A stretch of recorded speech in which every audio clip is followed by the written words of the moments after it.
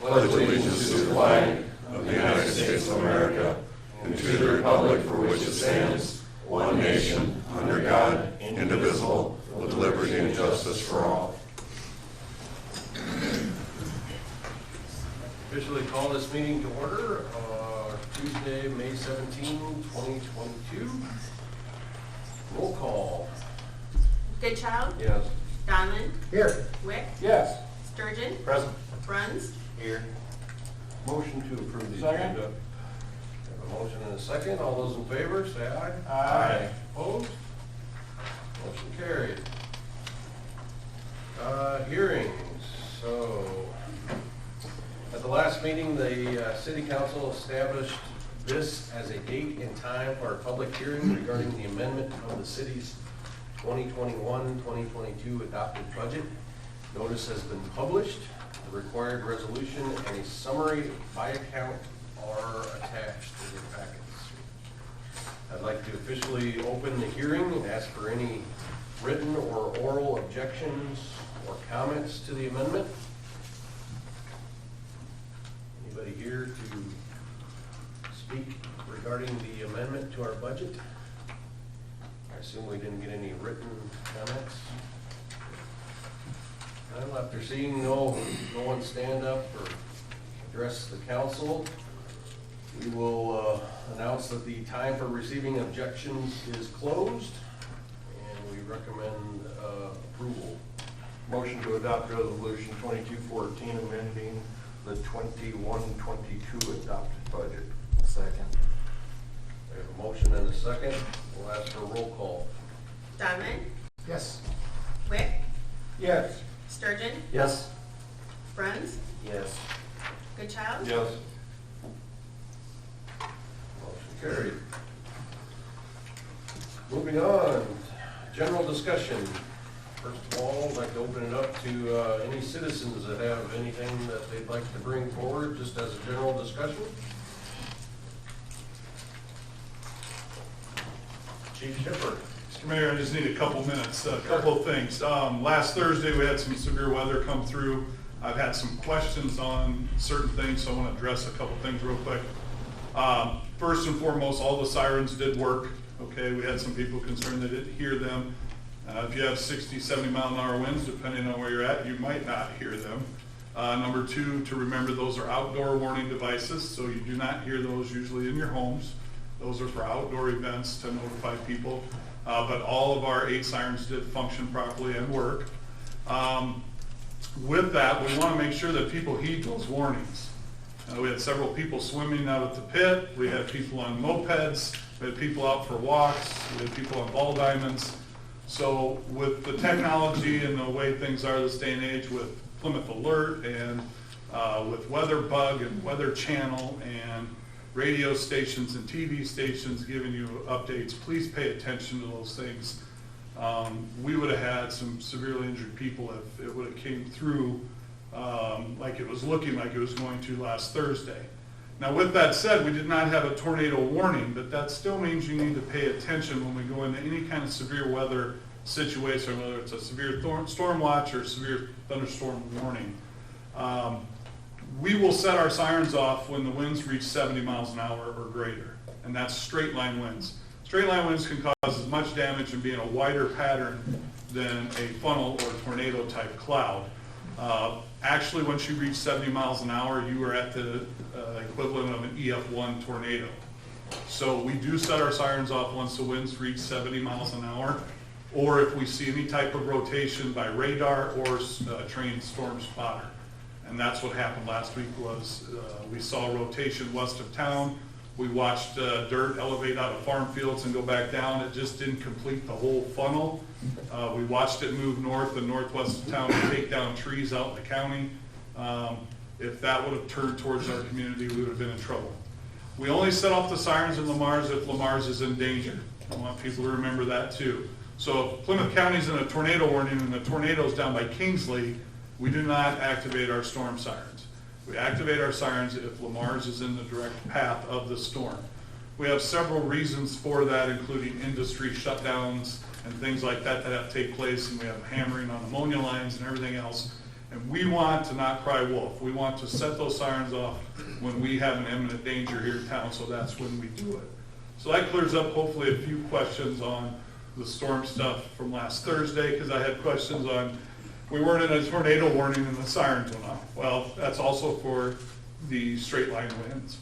Now, with that said, I'll take any questions on that, and then I have one other thing to talk about. Anybody have anything on the storm stuff? Chief, when you said we watch what's coming, you got your people out watching, or who's? We have fire who's that? people out, local law enforcement, Plymouth County sheriffs, disaster service people. And they're telling each other what We're to talking to each other on the radio. We have our storm center, Mike set up at the disaster service building with all the radar stuff, and we communicate with them in the comm center.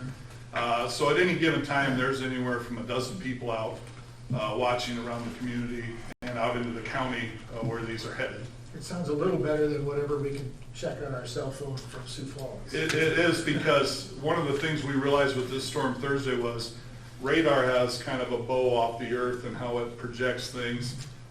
Some of these rotating clouds were lower than what radar was seeing, so they weren't seeing it on the radar, but the spotters were actually seeing it out in the field.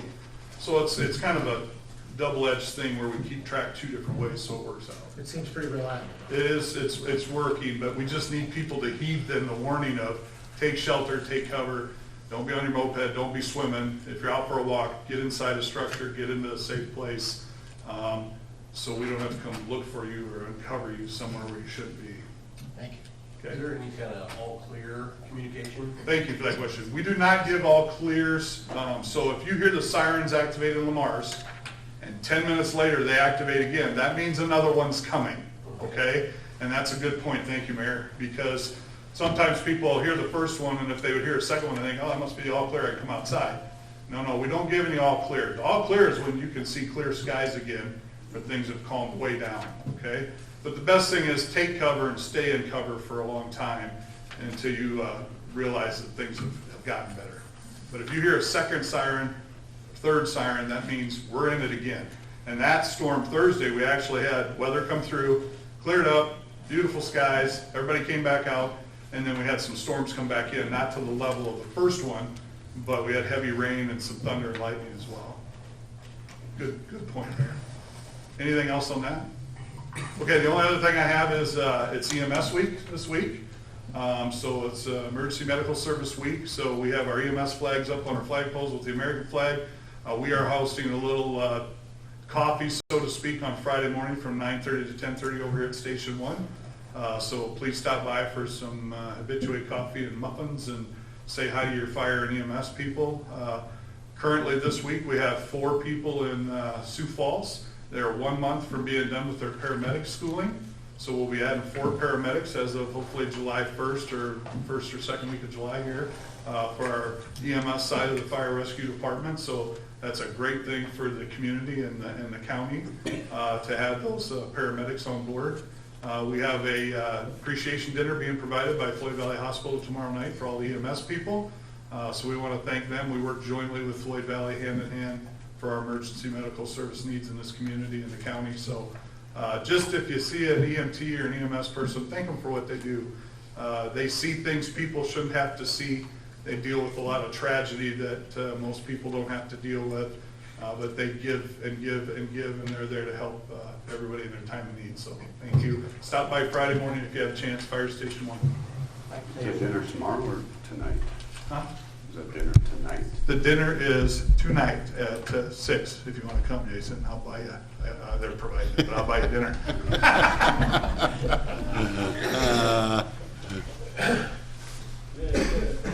Any other citizen discussion?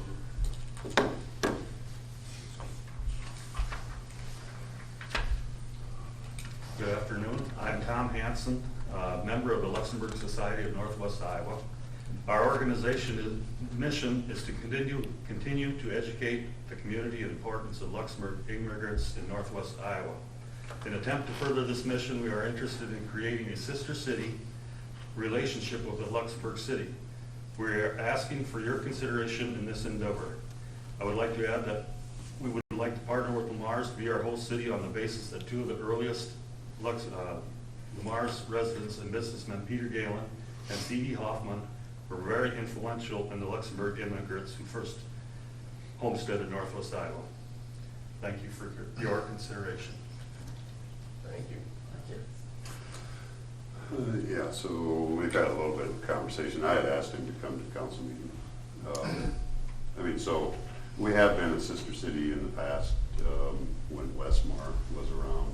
I don't remember where it was in Japan, but we were a sister city. That's since has gone away. And he had called and asked if there was any interest in us being a sister city.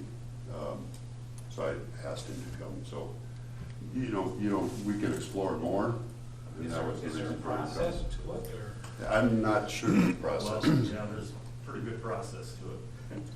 We're, I'm not sure I'm sure we're gonna try to go through it, but first you have to get the cities to agree.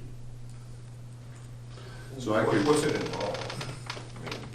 well, I don't know. I don't remember a whole lot about the whole Westmar one, so I don't. Yeah, I remember. I think it might have been black or something. Big I don't know. key, yeah, or do you? We send them ice cream, they send us brats or something. Beer. Beer. Luxembourg. Beer and buns. I would make that motion. Second, don't put that. Okay. So I guess I can continue to talk to Yeah, I him mean, and I would. figure out what the process is and, if you want. Where's the local chapter? Local chapter of the. Like, where are you from? We're based out of Remsen. Out of Remsen, Our okay. PO box for, Okay. got information. We have a Something Facebook we'll- page. Absolutely. And I'm president of the Luxembourg Heritage Society. I grew up in Mars. My mother had a small business here in town for many, many years. There are a lot of Luxembourg ties to Mars still. Interesting. I didn't realize that. Is Remsen one? Is- No, not yet. Okay. Well, I can continue the conversation if you want, and just figure out what the process and stuff is. Do we get rights to Oktoberfest then? I have a refrigerator full of Bofferting beer. Hey.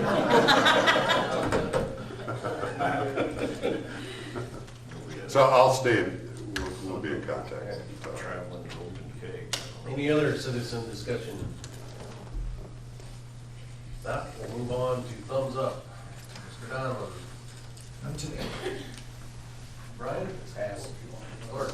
I'm gonna try to keep this really short, but thumbs up to all the citizens that serve on these committees. And I'm thinking of planning and zoning, but this time I'm mainly thinking of zoning variance. A couple weeks ago, we had a variance meeting, and it was unique. In 9 years, it was a very unique meeting. Because we had 3 requests. We had one that was said, the committee said they'd approve it if you got a little bit more information.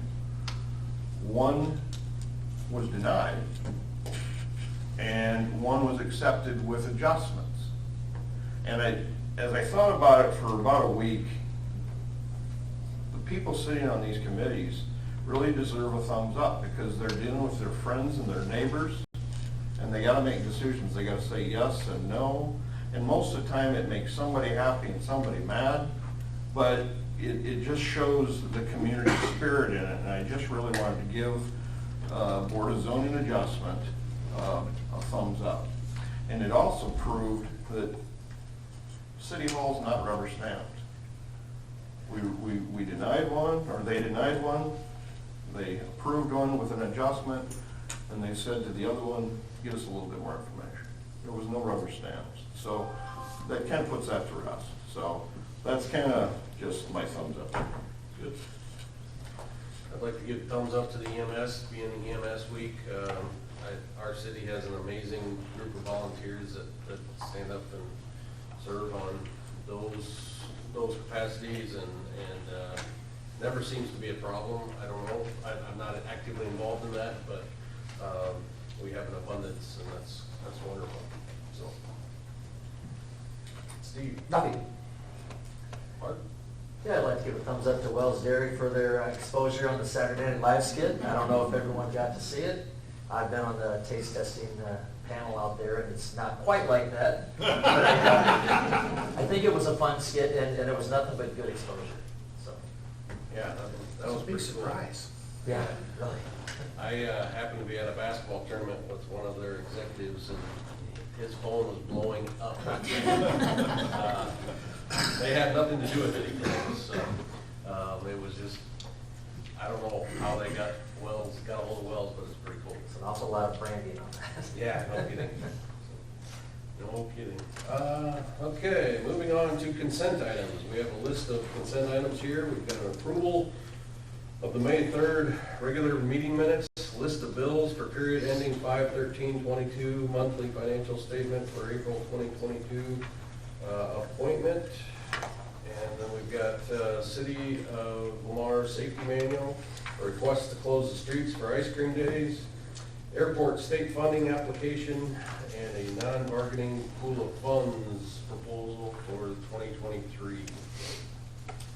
Anybody want to pull any of these out for specific comment or discussion? Jacob, just for the sake of new people up here, would you kind of explain the non-bargaining pool of funds? Just kind of explain what that process is.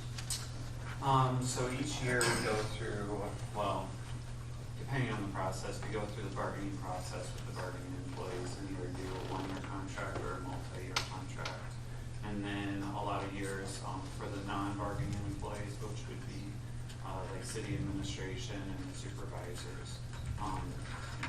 A lot of things that matches up what the bargaining unit gets, except for on an individual basis. It's more performance based on what an individual might get.